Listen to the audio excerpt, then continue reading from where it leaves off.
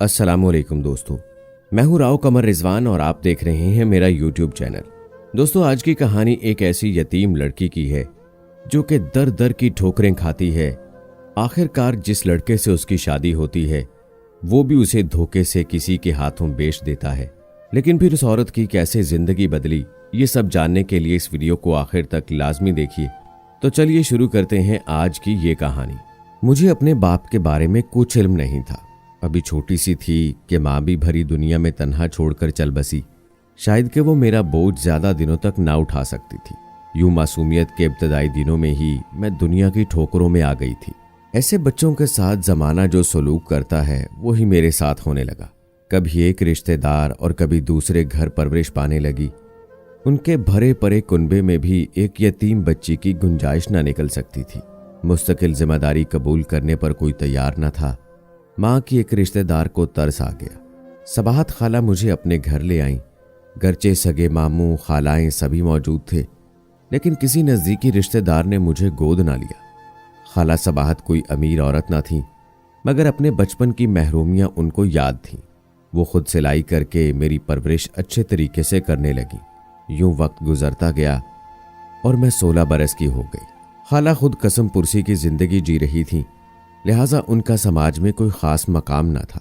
मेरे लिए किसी अच्छे घर से रिश्ता कहाँ से आता। वो शरीफ सीधी साधी हलीमुल तिबा खातून थी। चालाकी उनमें नाम को न थी।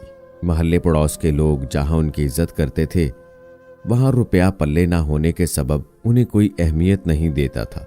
हत्ता के तकरीबात में सिर्फ इस वजह से मदऊ किया जाता कि खाला सबाहत आकर कुछ कामों में हाथ बटा देंगी।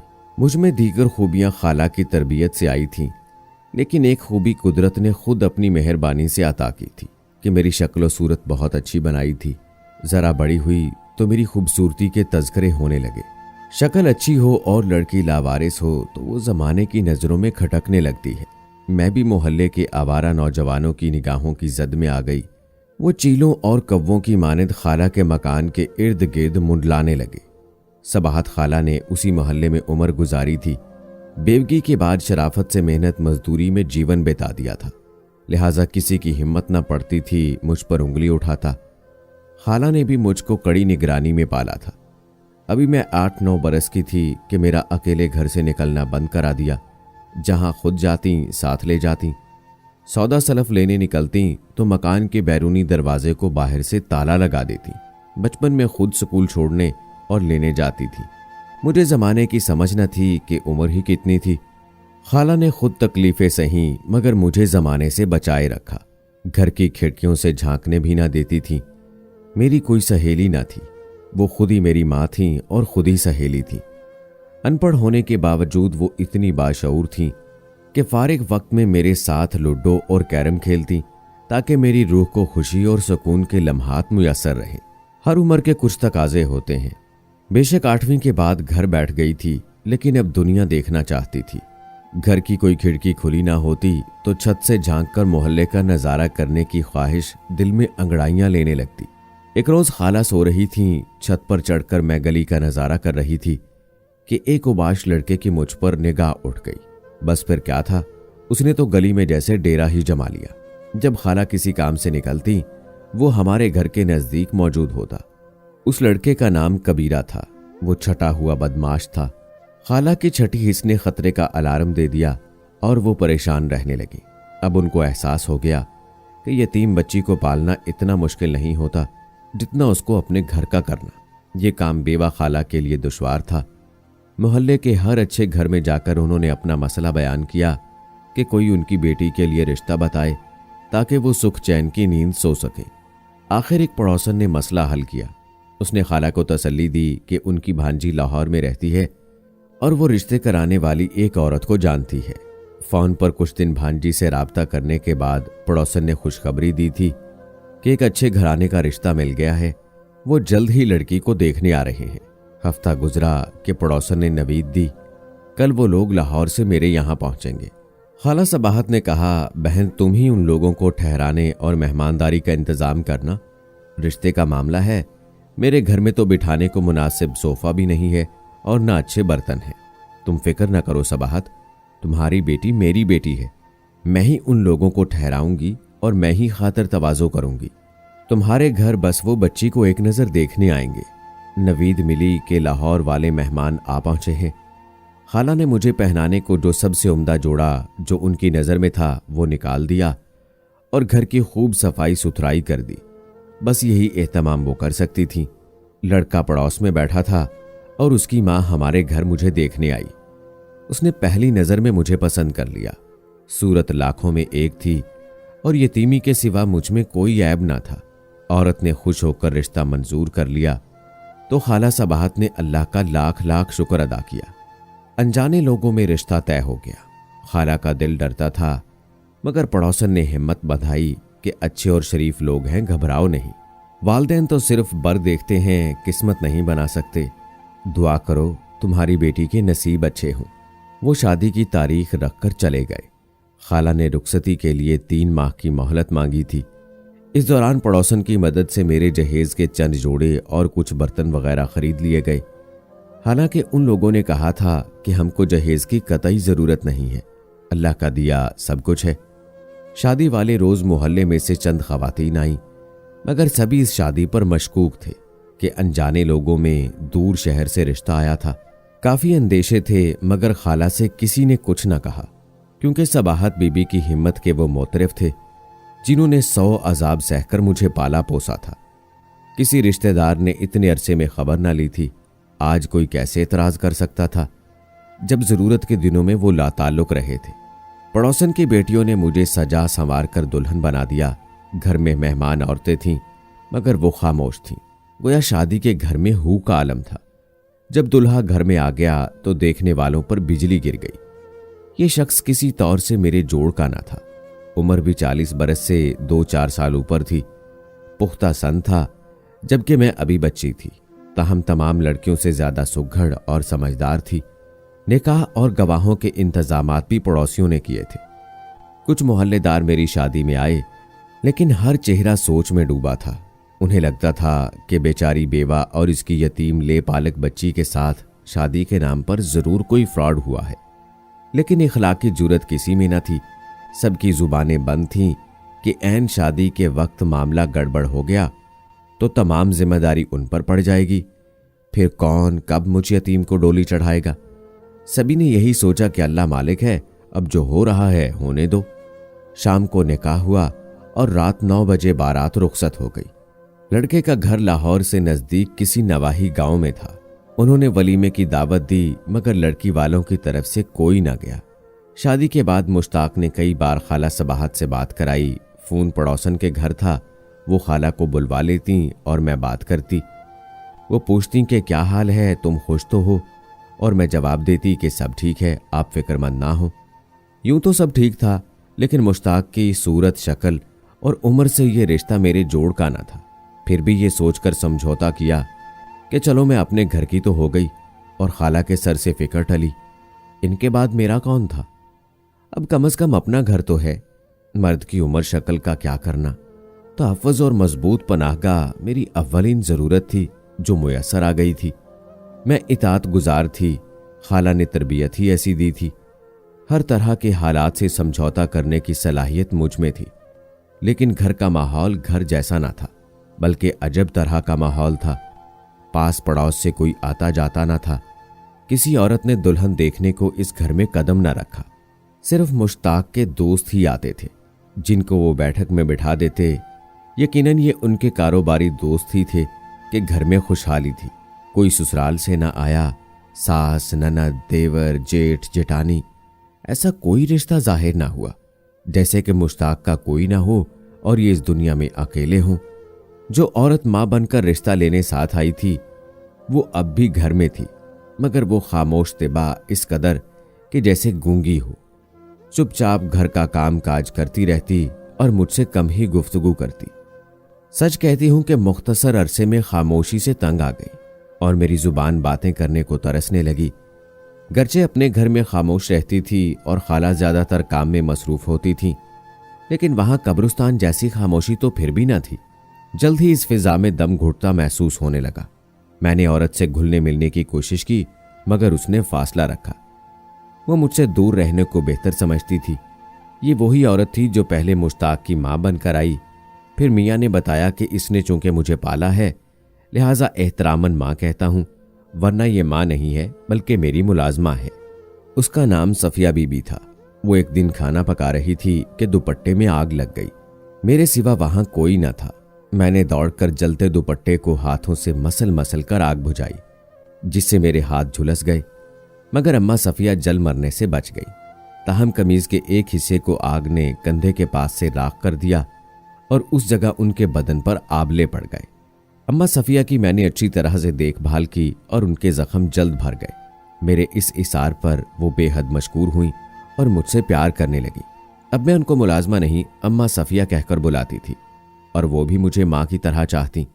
शादी के 2 माह बाद मुश्ताक के पास कुछ लोग कराची से आकर मेहमान ठहरे तो उनको देखकर अम्मा सफिया बेहद परेशान हो गई। मैं समझी कि अम्मा के जख्म अभी तकलीफ करते हैं, वो खाना पकाने से परेशान हो रही हैं। तब मैं किचन में खुद मेहमानों का खाना तैयार कराने में उनकी भरपूर मदद करने लगी। ये सही है कि मुश्ताक मेरा बहुत ख्याल करता था। वो नहीं चाहता था कि मैं घर के किसी काम को हाथ लगाऊं। अच्छा खाना और आराम मुझे मुयस्सर था, तभी मैं पहले से ज्यादा खूबसूरत हो गई थी। रंग रूप था कि निखरता जाता था। एक रोज मुश्ताक ने कहा, तुम अपनी खाला के लिए उदास हो गई होगी, चलो तुमको उनसे मिला लाता हूं। मैं मुल्तान जाने को तैयार हो गई। मेरा जी भी उदास था। क्यों ना होता कि खाला सबाहत ने तो मुझको मां बनकर पाला था। जब मैं जाने को तैयार होने लगी तो अम्मा सफिया बहुत ज्यादा परेशान हो गई, जैसे कि वो मुझे किसी मुसीबत के मुंह जाते देख रही हूं। कई बार मेरे करीब आई, कुछ कहने को मुंह खोला, लेकिन कह ना सकी। मुश्ताक का खौफ गालिब था। बिल आखिर मौका मिल गया और मैंने किचन में जाकर चुपके से कसम देकर पूछा कि अम्मा सच बता दो, क्या बात है? कुछ ऐसा मामला जरूर है जो तुम कहना भी चाह रही हो और कह नहीं पा रही हो। यकीन रखो मैं किसी से कुछ ना कहूंगी। तब वो डरते डरते बोली, सहर बेटी, ये शख्स जो तुम्हारा नाम निहाद शौहर बना हुआ है औरतों का व्यापारी है। इस तरह शादियां करके लावारिस कमसिन लड़कियां लाता है और फिर बेच देता है। ये अब तुमको कराची ले जा रहे हैं दाम खड़े करने। हो सके तो रेल में से कहीं उतर जाना और माँ के पास चली जाना, बस और ज्यादा मैं नहीं बता सकती। ये सुनकर कि मेरा सौदा हो गया है और अब मैं खरीदारों के हवाले होने को ले जाई जा रही हूं, पैरों तले जमीन निकल गई। इस सफर को रोक लेना मेरे बस में न था, लिहाजा चुपचाप मुश्ताक के हमरा रेलवे स्टेशन पर आ गई। वो मुझे जनाना वेटिंग रूम में बैठाकर चला गया, क्योंकि रेलगाड़ी के आने में कुछ वक्त था। मैं परेशान बैठी कि एक उम्र रसीदा मुसाफिर खातून जो किसी अच्छे घराने की लगती थी मुझसे पूछने लगी, क्यों परेशान हो, कहाँ जा रही हो? उस वक्त वेटिंग रूम में उसके और मेरे सिवा कोई न था। मैंने हिम्मत करके अपने अहवाल से आगाह करके मदद की दरख्वास्त की। उसके बैग में एक बुर्का था। उसने कहा कि मेरी बेटी ने फरमाइश की थी, उसके लिए खरीदा है, तुम पहन लो और अभी मेरे साथ स्टेशन से बाहर निकल लो, वरना तुम्हारे बचाव का इसके सिवा कोई दूसरा हल नहीं है। उसने मेरी खातिर अपना सफर मुलतवी कर दिया। मैंने औरत की हिदायत के मुताबिक अमल किया और हम दोनों स्टेशन से बाहर आ गए। औरत ने टैक्सी ली और मुझे अपने ठिकाने पर ले आई। यहां आकर मालूम हुआ कि वो औरत भी सही नहीं है और उसकी 2 बेटियां हैं जो स्टेज ड्रामों में काम करती हैं। गोया आसमान से गिरा खजूर में अटका। लेकिन मेरा ख्याल गलत साबित हुआ। उसका ताल्लुक शोबिस से जरूर था, मगर वो औरत बुरी नहीं थी। उसने मेरी खाला का नंबर मांगा। मैंने पड़ोसन का नंबर दिया। सितारा खानम ने फ़ोन किया तो पड़ोसन ने बताया कि तुम्हारी खाला को अचानक दिल का दौरा पड़ा था और कल रात उनका इंतकाल हो गया है। तुम्हारे शौहर को फ़ोन करते रहे मगर उनका फ़ोन बंद मिला। पड़ोसन की बात सुनकर मैं रोने लगी। खूब जी भरकर रोली तो सितारा खानम ने कहा, बेटी अब तुम्हारी क्या मर्जी है, कहाँ जाना चाहती हो? जहाँ कहती हो तुमको पहुँचा आती हूँ। मैंने जवाब दिया, आंटी मैं क्या बताऊँ, इस दुनिया में अब आपके सिवा मेरा कोई नहीं है। अच्छा तो फिर मेरे पास रह जाओ, मेरी 2 बेटियां हैं, तीसरी तुम होगी। सितारा खानम का अखलाक इतना अच्छा था कि मैं उनकी बेटी बनकर उनके घर में रहने लगी। पहले तो कहीं आती जाती न थी। ये बेटियों के साथ स्टेज ड्रामों में परफॉर्म करने चली जाती थीं, जबकि मैं उनका खाना पका रखती थी और घर का काम कर देती। रफ्ता रफ्ता उनके मशागल में दिलचस्पी लेने लगी और साथ जाने लगी। एक रोज एक फिल्म प्रोड्यूसर की नज़र मुझ पर पड़ गई तो उन्होंने खानम से इसरार किया कि इस लड़की को फिल्म में काम करने दो, ये बहुत मशहूर फिल्म स्टार बनेगी। ये अगर खुद चाहेगी तो रोकूंगी नहीं, अगर नहीं चाहेगी तो इस काम के लिए ज़बरदस्ती नहीं करूंगी। ये एक शरीफ घराने की बच्ची है और मेरी पनाह में है। मैं इसके लिए किसी नेक घराने का रिश्ता तलाश कर रही हूं ताकि अपने घर की हो जाए और इज्जत की जिंदगी गुजारे। फिल्म प्रोड्यूसर अगरचे मायूस हुआ मगर उसके दिल को खानम की बात लगी। उसने कोशिश करके मेरा रिश्ता तलाश किया, खानम को बताया और यूं मेरी शादी एक मतवसत शरीफ घराने में हो गई। ये बहुत अच्छे लोग थे, उन्होंने मेरी कदर की। शौहर का एक छोटा सा जनरल स्टोर था और गुजारा ठीक तरह हो रहा था। सास और ननद के अलावा 2 छोटे देवर थे जो पढ़ रहे थे। शाम को मेरे शौहर के जनरल स्टोर पर उनका हाथ बटाते थे और मेहनती थे। जल्द ही कारोबार ने तरक्की की। कुछ ज़रई ज़मीन देहात में थी। गांव के लोगों ने वरासत के कागजात निकलवाए तो मेरे शौहर और उनके बहन भाइयों के नाम ज़मीन निकली जो उन्हें मिल गई। उसको बेचकर उन्होंने रुपया कारोबार में डाला और दुकान बड़ी कर ली। अब दौलत भी घर में आने लगी। मैं अपने शौहर के साथ खुशो खुरम आबाद हो गई। बुरे दिन खत्म हो गए और अल्लाह ने गोया मेरी सुन ली। 2 साल सुख और सुकून से बसर किए, लेकिन खुदा को कुछ और मंजूर था। एक रोज सलीम दुकान का माल लेने कराची गए, जहां वो फसादात का शिकार हो गए और मेरे नसीब पर एक बार फिर स्याही फिर गई। शायद मैं सब्ज कदम थी। चंद दिन सास और देवरों ने रखा, फिर उनका सलूक मेरे लिए मुशफ़िकाना न रहा। सास समझती थीं कि मेरी नहुसत से उनके घर में तबाही आई है। जब उनका रवैया नाकाबिले बर्दाश्त हो गया तो मैंने खानम को फ़ोन कर दिया। यूं वो मुझे अपने पास ले आईं। वो फिल्म प्रोड्यूसर अब भी उनके घर आता था और उनकी बेटियां उसके तवस्सुत से फिल्मों में छोटे मोटे रोल करने लगी थी। मुझको दोबारा खानम के पास देखा तो फिर से फिल्म में काम करने की ऑफर की। इस बार खानम ने भी कहा कि तुम किस्मत आजमाई करो। वो साहब बार बार इसरार कर रहे हैं, क्या खबर तुम पर दौलत और शोहरत के दरवाजे खुल जाएं और मेरे दिन फिर जाएं। मेरा भी कोई न था जिसका पालन करती। मैंने खानम और प्रोड्यूसर साहब का कहना मान लिया। शुरू में 1-2 छोटे रोल दिए जो मैंने खुश असलूबी से निभाए तो उन्होंने एक फिल्म में साइड हीरोइन का रोल दिलवा दिया। फिल्म बेहद कामयाब रही। इसके बाद तो फिल्मी मुआहिदों का तांता बन गया। खानम की सरपरस्ती में चंद फिल्में की जो हिट हो गईं और मैं एक नामवर अदाकारा बन गई। शायद कुदरत को यही मंजूर था। दौलत अब मेरे घर की बांदी थी और शोहरत मेरे कदम चूम रही थी। मेरी दौलत की कुल मुख्तार मेरी सरपरस्त खानम बन गई, बल्कि मैंने उनको बनाया। फिल्म में काम करना भी मैंने उनकी खातिर मंजूर किया था, क्योंकि उनकी ख्वाहिश थी कि उनकी लड़कियां भी फिल्म स्टार बने। वो तो ना बन सकीं, लेकिन मैं एक यतीम बच्ची और शर्मीली सी लड़की मशहूर एक्ट्रेस और टॉप की हीरोइन बन गई। जब किसी फिल्म का मुआवजा मिलता खानम को दे देती। वो अपनी मर्जी से खर्च करती। उन्होंने मेरे लिए गाड़ी ली और एक आलीशान घर खरीदा। खानम ने मेरी कदर की, दिल से मेरी मदद की, तो मैंने भी दिल से उनके साथ प्यार किया। उनको माँ का दर्जा दिया, क्योंकि उनका अपना मन अनमोल और खूबसूरत था। जब तक वो जिंदा रहीं मेरा ख्याल एक माँ की तरह करती रहीं। उनके इंतकाल के बाद मुझको महसूस हुआ कि मैं फिर से इस दुनिया में अकेली हो गई हूँ। अब मैं समझदार और तजर्बाकार थी और दुनिया को जान पहचान गई थी। अच्छे बुरे की परख हो चुकी थी। मेरी जिंदगी में एक शख्स आया जो मुझसे बेगर्ज प्यार करता था। मैंने बतौर जीवन साथी उसको मुंतखब कर लिया और फिल्म लाइन को खैरबाद कहकर अपना घर बसाया। कुछ अर्सा बाद हम बैरून मुल्क शिफ्ट हो गए, जहां उनकी आमदनी अच्छी है और हम पुरसकून खुशो खुरम जिंदगी अपने बच्चों के साथ बसर कर रहे हैं। आज अपनी जिंदगी पर शुक्र करती हूँ और सोचती हूँ कि खुदा जब चाहे जहां चाहे पहुंचा दे। इंसान के बस में कुछ नहीं, सब कुछ उसी तकदीर बनाने वाले के इख्तियार में है। तो दोस्तों, कैसी लगी आज की कहानी कमेंट बॉक्स में ज़रूर बताएं। मज़ीद ऐसी वीडियोस के लिए मेरे चैनल को ज़रूर सब्सक्राइब करें। मिलते हैं अगली वीडियो में, तब तक के लिए मुझे इजाज़त दें। अल्लाह हाफिज़।